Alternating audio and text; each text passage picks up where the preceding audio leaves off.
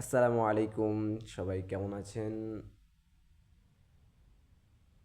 আশা করি সবাই আলহামদুলিল্লাহ অনেক ভালো আছেন। আমি জাহিদ। আমার ফার্স্ট টাইম আমি এই ক্যামেরার মাঝখানে আসছি, বাট মানে ভিডিও করছি আর কি, ফার্স্ট টাইম। তো আপনাদের ভিডিওতে না এসেই নয়,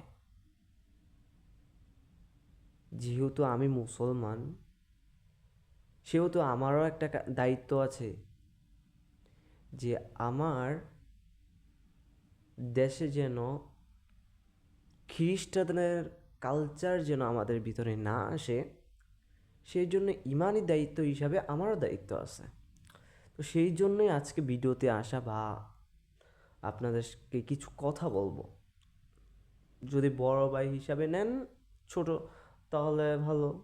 আর যদি ছোট ভাই হিসাবে আপনি মানেন বা না মানেন, একটু কথাগুলো আপনার কাছে ভালো লাগলেও পারে, আবার নাও লাগতে পারে।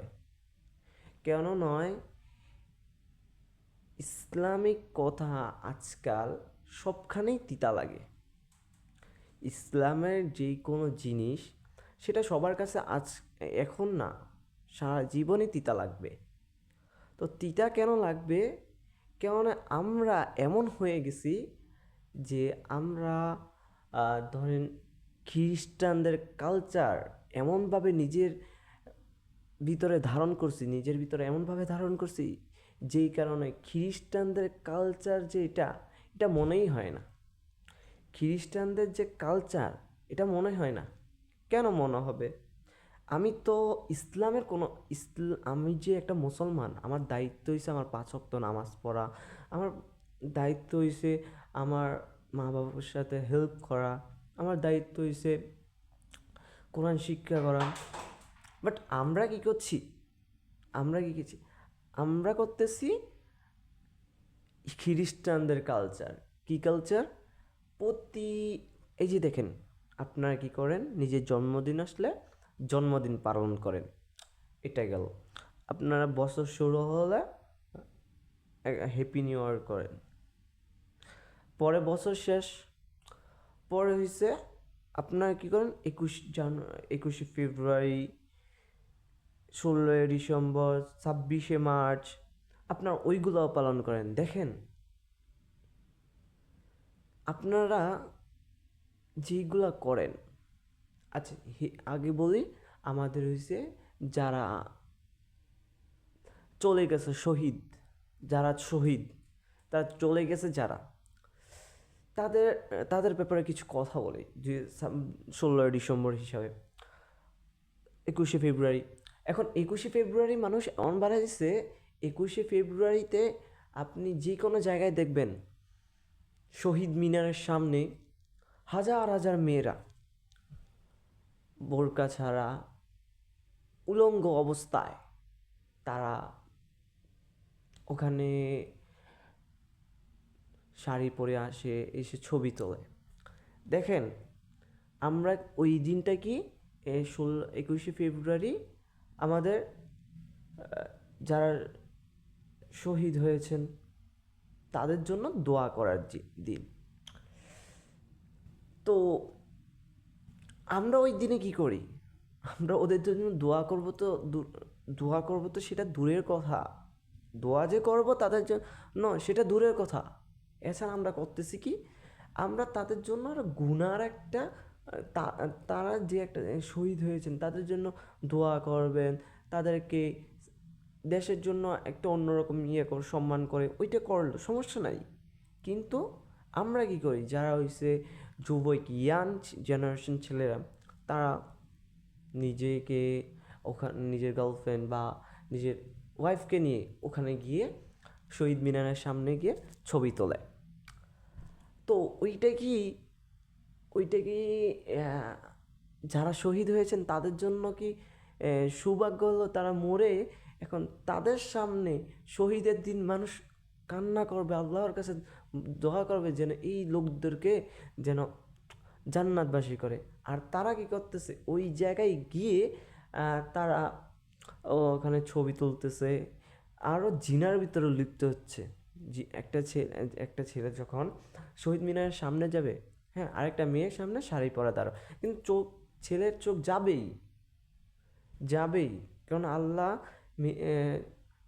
ছেলেদেরকে, মেয়েদেরকে আকৃষ্ট করছে ছেলেদের জন্য, মেয়ে ছেলেদেরকে আকৃষ্ট করছে মেয়েদের জন্য।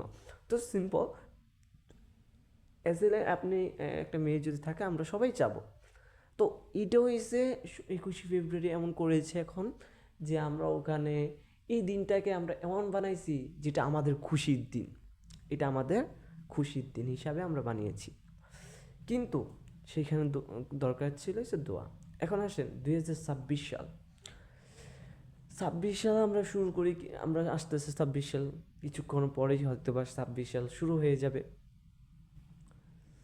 তো 26 সাল শুরু করার উপলক্ষে দেখবেন অনেকজনে আকাশে বাজি ফুটায়, আবার কি করে আকাশে হয়তো বা কেউ আতশবাজি ফুটাবে, কেউ কি করবে ফানুস উড়াবে, কেউ আবার কি করবে গান বাজনা করবে, কেউ আবার কি করবে কেক কাটবে। এখন আমার দরকার ছিল কি, আমি একজন মুসলিম, আমি একজন মুসলিম, সেখানে আমার দরকার ছিল যে আমি একজন মুসলিম হিসেবে আমার দরকার ছিল এটা যে ভাই এইগুলো না বাজাইয়া, হ্যাঁ, এই নতুন বছর শুরু হইতেছে দেখে আমি যেই টাকা দিয়ে আতশবাজি কিনতাম, যেই টাকা দিয়ে কেক কিনতাম, ওই ওই টাকাটা, হ্যাঁ, ওই টাকাটা হয়তো বা একটা গরিব মানুষকে একবেলা নাস্তা করাই।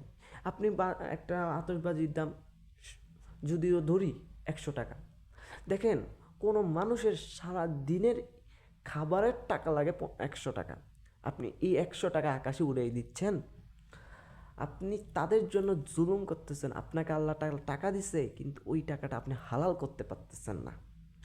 সেই জন্য আমিও আল্লাহর মতে এবার কোনো কিছুই করিনি, যেহেতু আমি নিজে একটা ফকির। বাট আল্লাহ যদি চায়, এই জন্য আমি যেটুকু পারছি আমি দিব। কেননা আমি বাজি ফুটাইতেছি না, আমি বাজি ফুটাইতেছি না। দেখেন, আপনি কবে চলে যাবেন, আপনি এই 26 সাল শুরু নাও করতে পারেন, আজকে রাত্রেই মারা যেতে পারেন।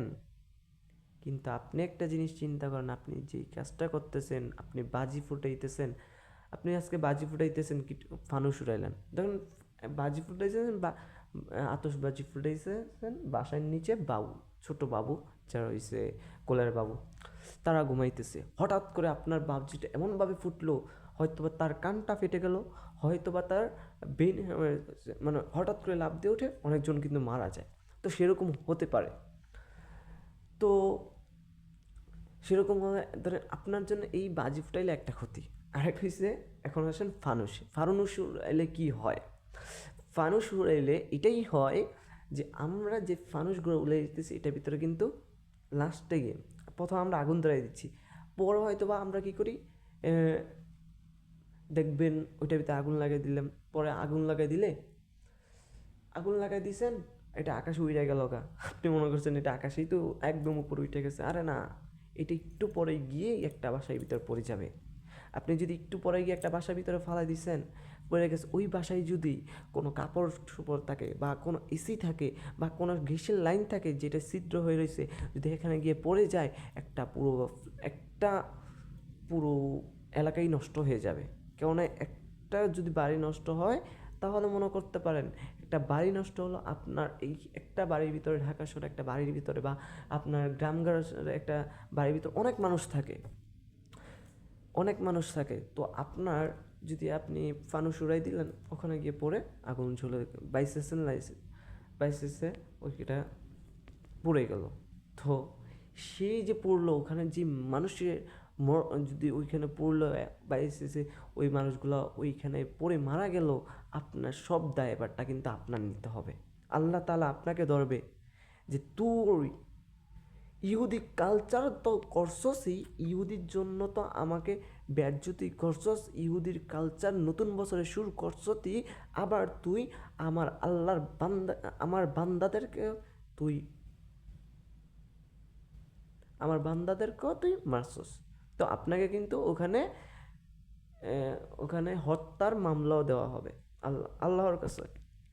তো আল্লাহর কাছে যদি হত্যা মামলা, সেখানেও অপরাধ। এখন ভাই, এত লম্বা কথা বলার দরকার নেই। আমি যে যে নিয়ত আসছি এখানে, এটা হয়েছে, আপনি একজন মুসলমান।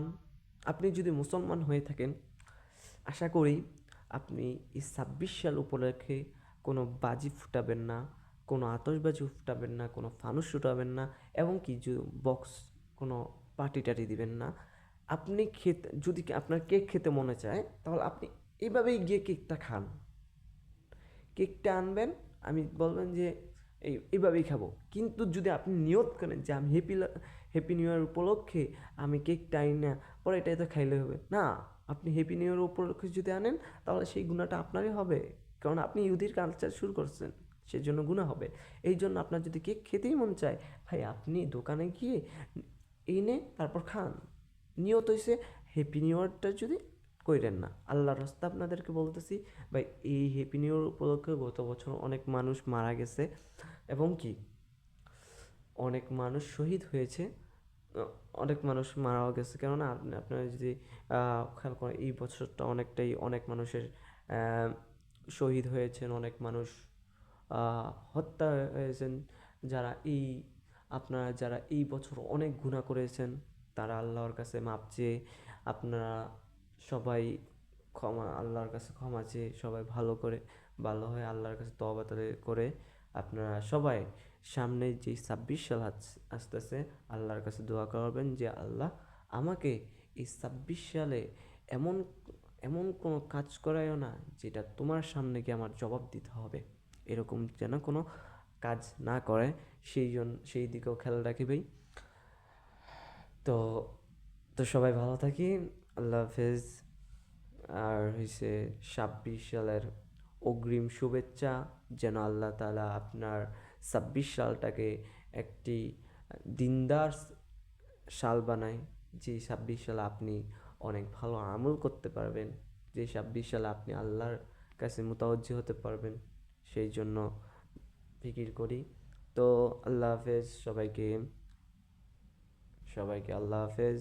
আর আমার জন্য কাজ করে দোয়া করবেন, এবং কি আপনার পরিবারের জন্য দোয়া করবেন। ভালো থাকবেন, সুস্থ থাকবেন। আল্লাহ হাফেজ।